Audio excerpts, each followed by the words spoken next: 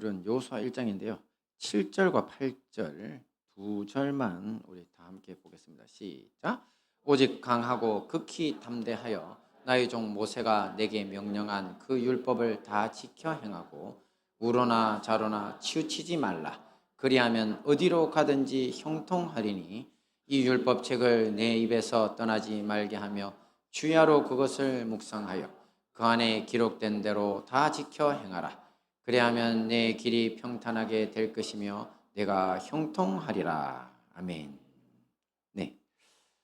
지난주 우리 성경 정독 범위는 민수기 31장에서 마지막 절까지, 그리고 이제 신명기를 건너뛰어서 이제 여호수아 1장까지 왔습니다. 자, 드디어 출애굽의 지도자 모세의 시대가 끝나고 차세대 지도자 여호수아의 시대가 열린 것입니다. 이 여호수아 1장 말씀은 이렇게 여호와 하나님이 모세를 대신해 여호수아를 차세대 지도자로 세우시면서 주신 위임 명령입니다. 그러니까 이제 직위를 넘겨줄 때 하는 명령이거든요. 자, 그러다 보니 이미 교회나 사회에서 지도자로 서신 분들이나 또 앞으로 서야 할 우리의 젊은 차세대들에게까지 모두 귀한 교훈이 담긴 말씀이라고 할 수 있습니다. 그래서 오늘은 키워진 지도자 여호수아, 또 밤낮으로 말씀을 묵상하라는 두 가지 주제만을 가지고 함께 은혜를 나누도록 하겠습니다. 함께 봅니다. 시작. 키워진 지도자 여호수아 말씀 봅니다. 시작. 내 종 모세가 죽었으니 이제 너는 이 모든 백성과 더불어 일어나 이 요단을 건너 내가 그들 곧 이스라엘 자손에게 주는 그 땅으로 가라. 네. 하나님은 모세가 죽었으니 이제 네가 이스라엘의 지도자가 되어 내가 너희에게 약속한 땅으로 백성들과 함께 나아가라고 합니다. 자, 오늘 여호수아가 이런 주님의 명령을 받아 이스라엘의 최고 지도자가 되기까지 그의 뒤에는 오랜 세월 모세의 지지와 교육이 있었습니다. 이 여호수아가 성경에서 처음 등장한 것은 이스라엘과 아말렉 간의 전투였습니다. 이것은 출애굽 초기 원래 강도민족으로 유명했던 아말렉이 이스라엘의 후미를 공격해 벌어진 사건입니다. 모세는 여호수아를 불러 사람들을 선발해 아말렉과 싸우라고 했습니다. 이렇게 이스라엘 최초 군대를 조직해서 지휘관이 된 여호수아는 모세의 명령대로 사람들을 이끌고 나가서 최초의 승리를 거둡니다. 자, 이때 모세는 명령만 내리고 가만히 있지 않았습니다. 여호와 하나님의 권능의 지팡이를 손에 들고 언덕 위에 서서 그 손으로 지팡이를 들면 여호수아가 지휘하는 이스라엘 군대가 이기고, 또 손이 피곤해서 지팡이가 내려가면 그들의 대적 아말렉이 이기기를 반복했습니다. 그래서 그때 곁에서 지켜보고 있던 아론과 훌이 모세를 도와 그 손을 함께 들어 올려 결국 이 아말렉 전쟁에서 승리하게 된 겁니다. 아주 유명한 이야기죠. 우리 합심 기도를 통한 이제 전쟁의 승리. 이렇게 모세는 실제 전쟁에서 싸우고 있는 여호수아를 위해서 힘겨운 영적 전투로 도왔던 것입니다. 자, 이후 모세는 모든 사건의 현장에 여호수아를 데리고 다녔습니다. 하나님의 영광의 임재 때문에 대제사장이 될 아론조차 올라가지 못했던 저 시내산 꼭대기까지 여호수아를 데리고 갔고요. 또 일상에서는 하나님을 만나는 회막에 들어갈 때도 늘 여호수아와 동행해서 자신은 하나님을 만나고 이제 일어난 이후에도 이제 여호수아는 그 자리에 머물러서 주님의 은혜를 갈구했더랬습니다. 자, 오늘 본문 여호수아 1장 1절 말씀을 보시면 이 여호수아를 모세의 뭐라고 부릅니까? 시종이라고 부르고 있습니다. 그죠? 그래서 여호수아 역시 모세에게 종처럼 붙어 다니면서 절대적인 순종으로 섬겼던 것입니다.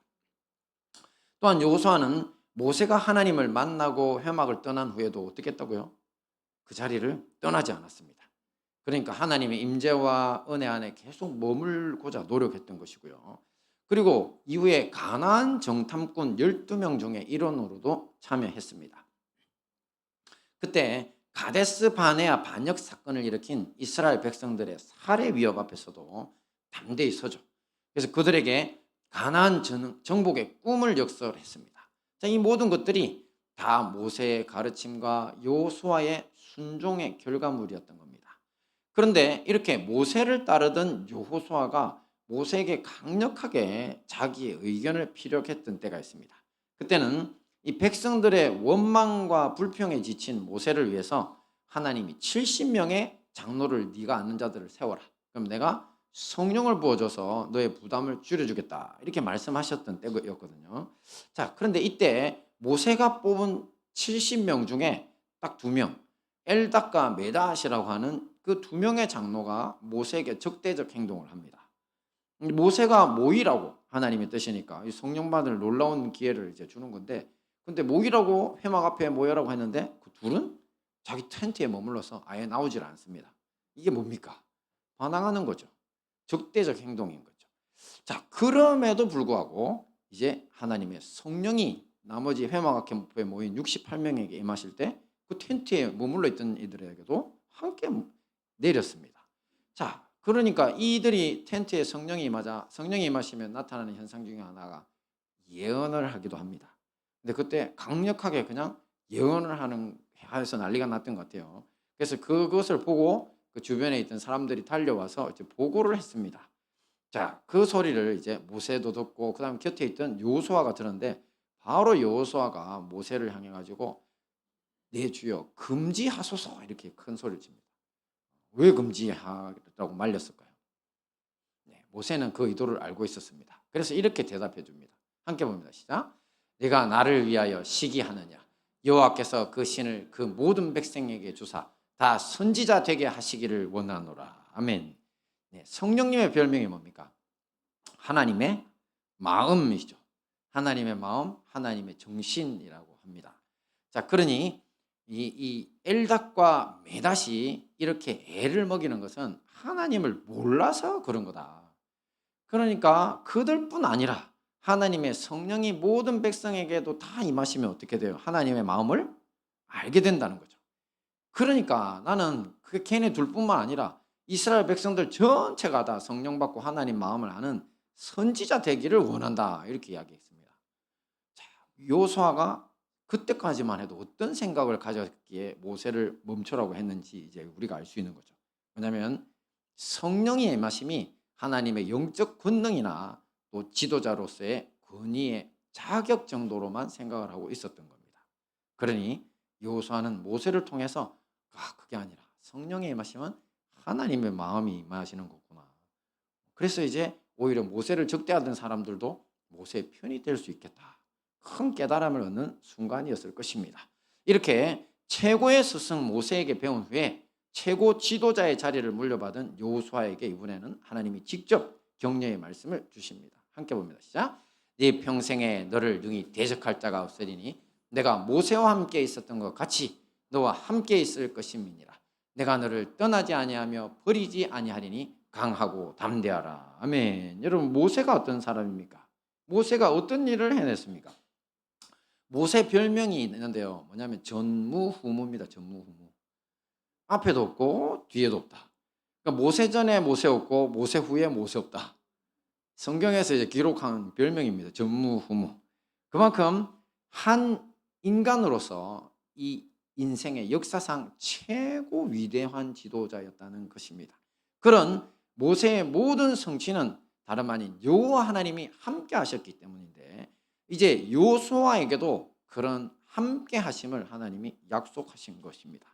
이 이후에 이 하나님의 약속의 말씀대로 그 어느 누구도 감히 하나님과 함께하는 여호수아를 대적할 자가 없었고, 또 모두 그 앞에서 무릎을 꿇게 되어 마침내 가나안 정복의 대업을 완성하게 됩니다.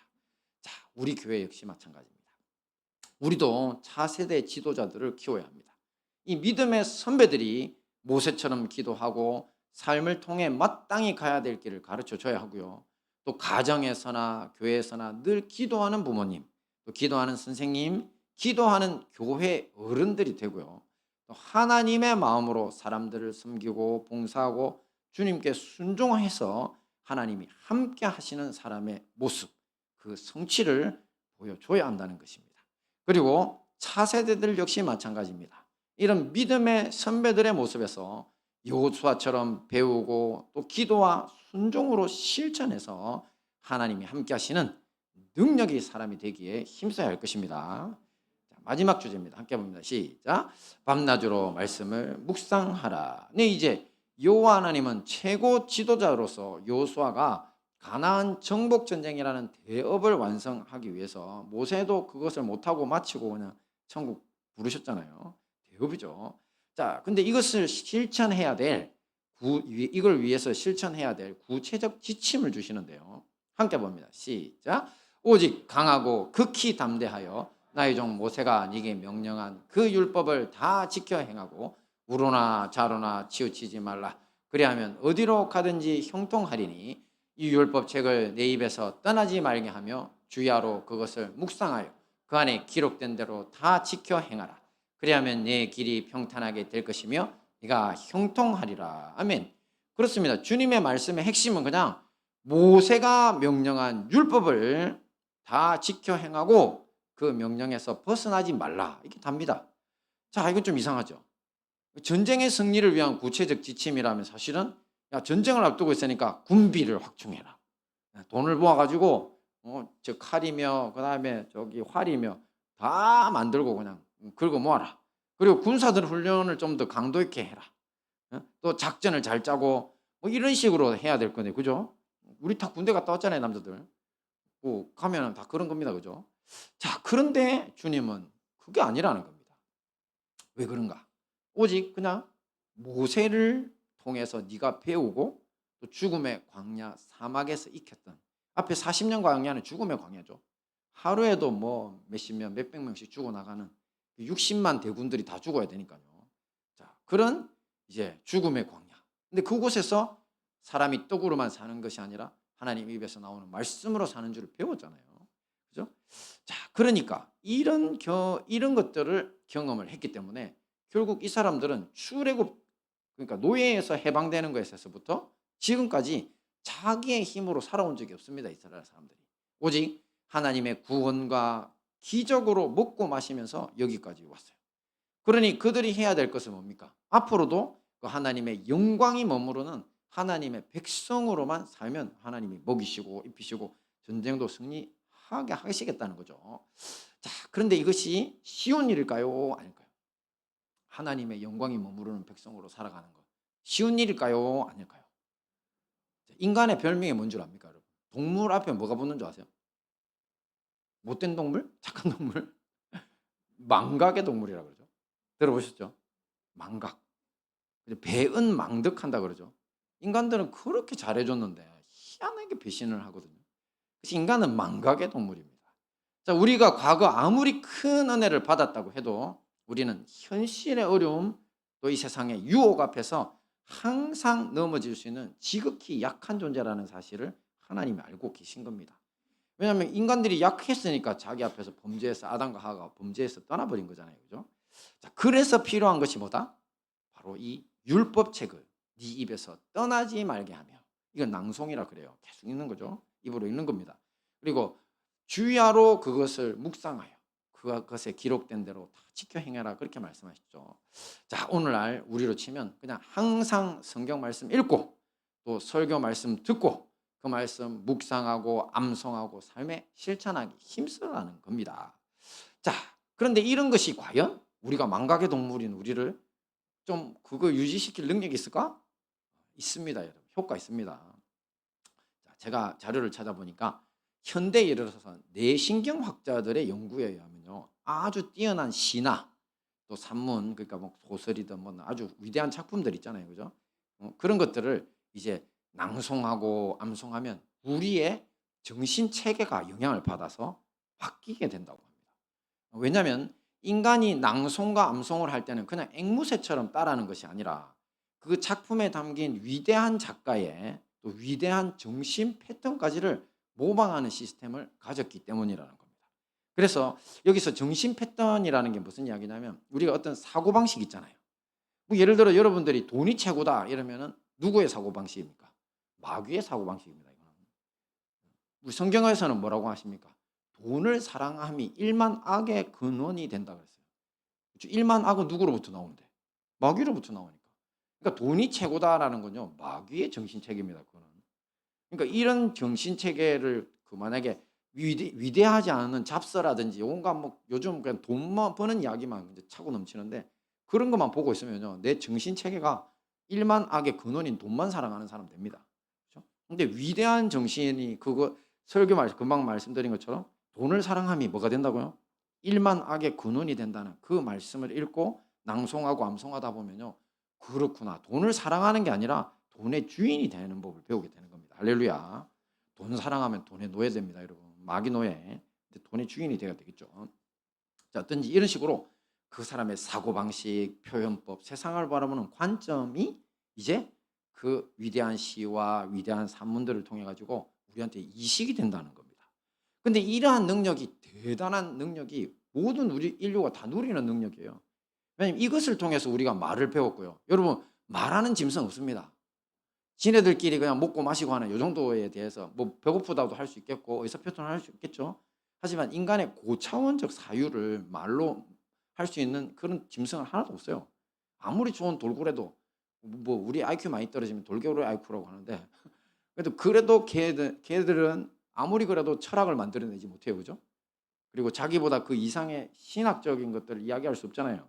그 이유가 뭐냐면 인간에게만 하나님이 부여해 주신 고등 정신 기능이 이거거든요, 우리가. 그래서 앞에 선배들의 세대를 통해서 말을 배우고 학문과 기술을 익히고 예술 작품을 창조해내는 능력을 우리가 이식하는 겁니다. 그것을 배우고 듣고 낭송하고 암송하고 다시 생각해서 자, 이런 게 고등 뭐라고요? 정신 기능입니다. 인간에게만 있습니다. 이것이 바로 짐승들과 구별되게 하고 사람을 더 사람답게 만드는 힘이라는 겁니다. 그렇습니다. 망각의 동물인 우리가 하나님의 은혜를 잊어버리고 짐승같이 타락하지 않으려면 반드시 하나님의 말씀을 통해 위대한 정신을 얻고 유지해야 합니다. 특히 여호수아처럼 최고 지도자의 자리에 서게 되면 어떻게 됩니까? 온갖 유혹이 밀려올 수밖에 없으니까 더더욱 하나님의 말씀을 붙들어야 한다고 말씀하시는 겁니다. 오늘날 우리 현대사도 있잖아요. 박정희 대통령도 그 얼마나 위대한 업적을 많이 이루었잖아요. 하지만 나중에 뭐 유경수 여사 총 맞고 나서 얼마나 방탕한 생활을 했는지 몰라요.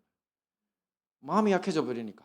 그래서 그냥 나라 사랑하는 마음보다 자기 그냥 마음에 허전한 거 때우려고 하다가 결국 총 맞아 죽잖아요. 그게 인생이거든요. 그러니까 말씀을 붙들어야 짐승이 되지 않습니다. 또 그뿐만 아닙니다.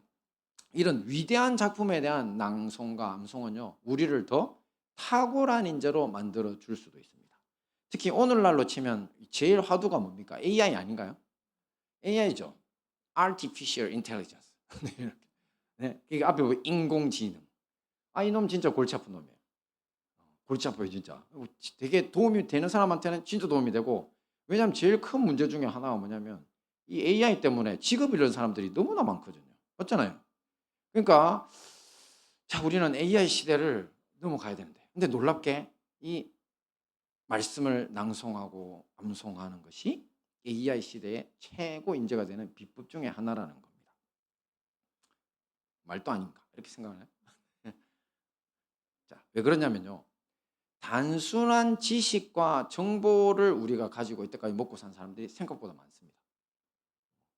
뭐 예를 들어 가지고 지금 AI 시대에 제일 목숨이 간당간당한 직업이 회계사, 공인회계사. 그다음에 또 미국 쪽에서 다 이제 요즘 나오는 거 이제 그 뭡니까 투자자들 투자하는 거 있죠. 펀드 매니저 이런 사람들 지금 엄청 잘렸잖아요. 예. 그거 뭐 제가 들어보니까 엄청 유명한 미국 회사인데 한 수백 명이 하루아침에 다 잘렸어요.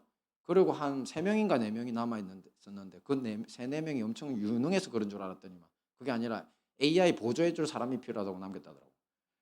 그러니까 이제 정보라든지 지식 단순한 것들을 가지고 빨리 찾아내 가지고 투자한다든지 뭐 정리한다든지 변호사들도 마찬가지거든요. 그러면 AI를 도저히 못 따라가는 시대. 의사들도 마찬가지입니다. 요즘 의사 정원 때문에 난리죠. 진짜 난리인데 그거 의사 정원보다 더 무서운 게 AI인데 이 사람들은 적이 누군지를 잘 모르고 있는 것 같더라고요. 미국에서 지금 3대 산업 중에서 특히 그 법률, 그다음에 회계, 저쪽 의사 쪽이 AI에 제일 먼저 대체될 직업으로 보거든요. 그만큼 이제 지식과 정보 면에서는 어떤 암기력을 가진 인간도 절대 AI를 따라갈 수 없습니다. 왜냐하면 AI라고 하는 것의 존재 권한 자체가 여러분 혹시 빅데이터라고 들어보셨어요? 뭐 딥러닝 어쩌고 하는 소리 들어보셨죠? 걔들이 배우는데 딥러닝 기술을 통해서 배우는데 온갖 세상에 있는 넣을 수 있는 모든 정보를 다 때려 넣는 것이 바로 빅데이터거든요. 빅데이터예요. 근데 이제 그 빅데이터를 제일 많이 가진 나라가 AI가 발달할 수밖에 없어요. 왜냐하면 데이터 제일 많이 하니까 제일 똑똑한 AI가 나오는 거지. 근데 놀랍게 우리 일본이 우리보다 항상 앞서 있었잖아요. 근데 이제 일본이 빅데이터가 별로 없어요. 우리보다. 그래서 뭐 요즘 뭐 라인인가 우리 그 저기 뭐야 네이버 쪽에서 만든 그거 일본이 뺏어가려고 노력하잖아요. 왜냐하면 그 안에 빅데이터가 다 있거든요. 자기들 빅데이터를 우리가 모았거든요. 그래서 AI 기술에서 한참 뒤쳐져 있어요. 일본이. 저런 것처럼 핵심 기술이 바로 빅데이터를 근본으로 합니다. AI는. 자, 그러니까 이 거대한 지식과 정보 덩어리라는 거죠. 이런 거대한 지식과 정보 덩어리 앞에 선진국일수록 일자리를 잃어나가는 사람들이 점점 더 많아지고 있다는 뉴스가 계속 쏟아집니다. 자, 하지만 이런 단순한 지식과 정보, 빅데이터는 단순 지식 정보입니다. 이것들을 통합해서 새로운 것들을 만들어내는 인간의 능력이 있어요. 그게 뭐냐면 통찰력, 직관력입니다. 이런 것들을 통해서 창의력으로 발전시켜서 아주 새로운 것들을 만들어내고 또 앞에 기존에 있던 것들을 통합해서 제대로 만들어내는 굉장히 고도의 사고 능력인 건데 이 고도의 사고 능력이 이제 AI 시대에 더더욱이 필요합니다. 왜냐하면 저는 처음에 AI가 이거 직관, 통찰, 창의까지 다 할 줄 알았거든요. 뭐 뉴스 같은 데 보면 그림 그리는 AI도 있지, 뭐 소설을 쓰는 AI도 있지, 뭐 그랬잖아요. 근데 나중에 보니까 그거를 이제 전문가들이 판단해 볼 때 한계가 굉장히 뚜렷하다는 겁니다. 인간 없이 안 될 부분이라는 거예요. 그래서 저도 그 말씀 드렸죠. 저도 제 설교 다 쓴 다음에 AI 보고 자료 올리면서 야, 그 설교학적으로 점수 한번 매겨봐. 이 설교 92점 나오더라고. 100점 만점에. 요즘 최근에 와서 제일 잘 받았어요. 계속 얘가 85점 이렇게 해주더라고.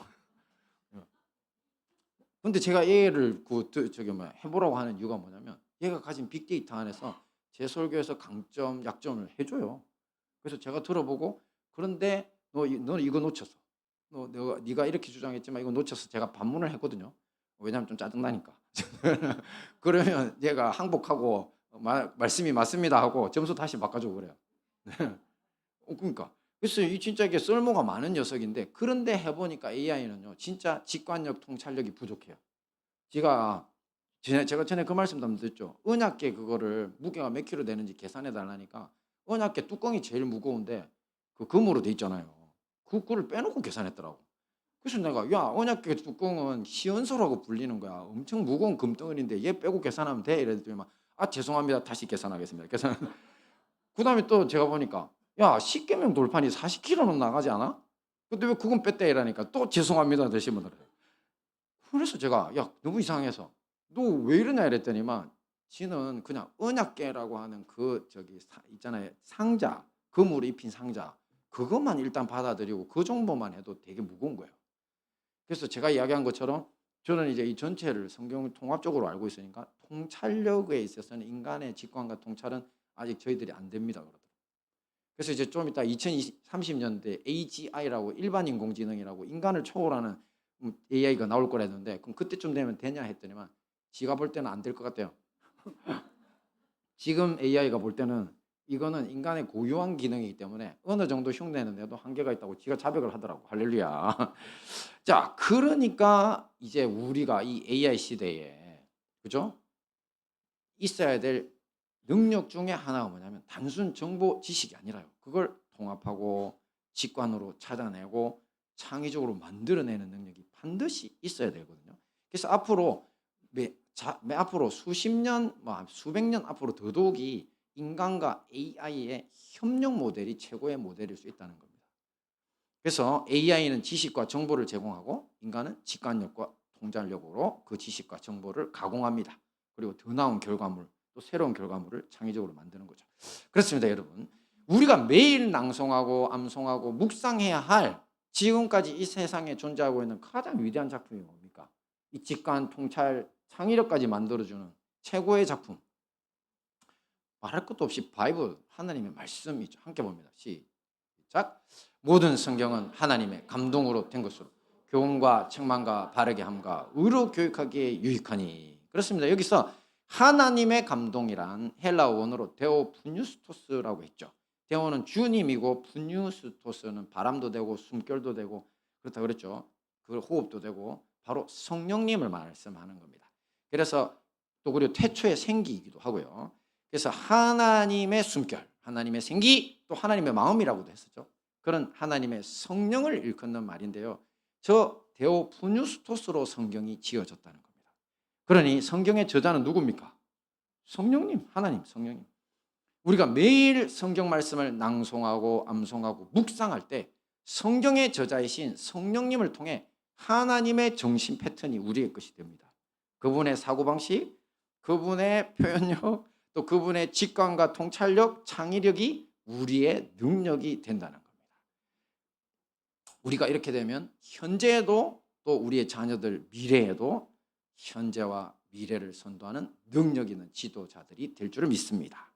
말씀 정리하겠습니다. 오늘 우리가 여호수아 1장을 통해서 하나님이 여호수아를 차세대 지도자로 세우시면서 주신 위임 명령에 두 가지 주제를 가지고 우리가 오늘 은혜를 나눴습니다. 각각 어떤 것이 있었습니까? 첫째, 키워진 지도자 여호수아. 그렇습니다.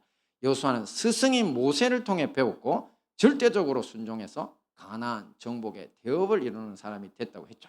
우리 교회 역시 믿음의 선배들이 차세대 지도자들을 키워야 하고 차세대 역시 이런 믿음의 선배들의 모습에서 여호수아처럼 배우고 기도와 순종으로 실천하기 힘써야 한다고 했습니다. 마지막으로 뭐였습니까? 밤낮으로 말씀을 묵상하라. 그렇습니다. 하나님의 말씀을 묵상해야지 짐승처럼 타락하지 않고 성령님을 통해서 하나님의 직관, 통찰, 창의력이 우리의 능력이 돼서 우리와 우리의 자녀들이 현재와 미래를 선도하는 능력 있는 지도자들이 될 것이라고 했습니다. 자, 이 모든 말씀으로 모세처럼 본이 되는 믿음의 선배, 여호수아처럼 순종하며 밤낮으로 말씀 묵상하며 따르는 차세대가 되시는 우리 행복한 다니엘 교회, 형제교회 성도님들 되시기를 축원합니다. 아멘. 우리 다 함께 자리에서 일어나셔서 콜링성으로 주님 앞에 나가겠습니다.